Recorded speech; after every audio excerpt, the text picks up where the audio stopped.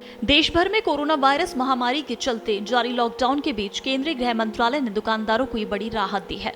केंद्र सरकार ने शुक्रवार को कहा कि निगम क्षेत्रों से बाहर वाले इलाके में स्थित बाजार परिसरों की दुकानों को खोलने की इजाजत दी गई है, लेकिन इन दुकानों में सिर्फ 50% ही कर्मचारी काम करेंगे और मास्क पहनने से लेकर सामाजिक दूरी सहित सभी तय दिशा निर्देशों का पालन करना होगा। हालांकि इस छूट में बहु और एकल ब्रांड की मॉल वाली दुकानें शामिल नहीं हैं। केंद्रीय गृह सचिव अजय भल्ला ने आदेश में कहा कि नगर निगम के दायरे और उसके पड़ोस में स्थित सभी एकल दुकानों को बंद के दौरान खोले जाने की अनुमति होगी। हालांकि नगर निगम के दायरे में स्थित बाजार वाले स्थानों की दुकानें 3 मई तक बंद रहेंगी। ये छूट संक्रमण के अति प्रभावित इलाकों में नहीं दी गई। आपको बता दें, भारत सरकार ने कोरोना से जंग के खिलाफ पहले 21 दिन की लॉकडाउन की घोषणा की थी, जो कि 14 अप्रैल को खत्म होना था, लेकिन महामारी के बढ़ते मामले देख सरकार ने 3 मई तक लॉकडाउन बढ़ा दिया। इस दौरान रोजमर्रा की केवल जरूरी चीजों जैसे कि फल, सब्जी, दूध की बिक्री के लिए अनुमति मिली थी। केंद्र सरकार के ताजा फैसले के मुताबिक अब निगम क्षेत्रों से बाहर वाले इलाकों में स्थित बाजार परिसरों की सभी तरह की दुकानों को खोलने की इजाजत दी गई है।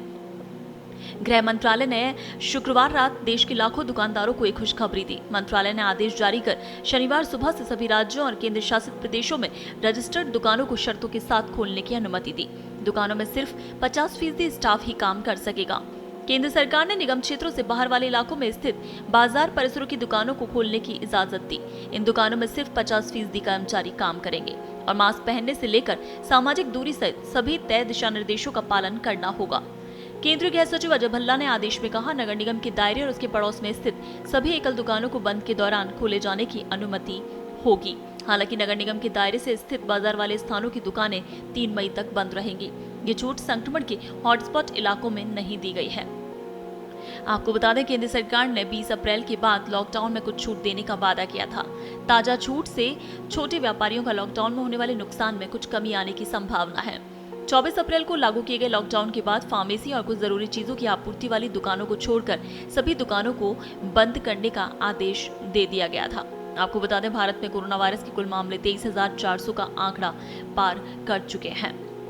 भारत में कोरोना वायरस के नए मामलों में थोड़ी गिरावट आई है। बीते 24 घंटे के दौरान कुल 1433 मामले दर्ज किए गए हैं।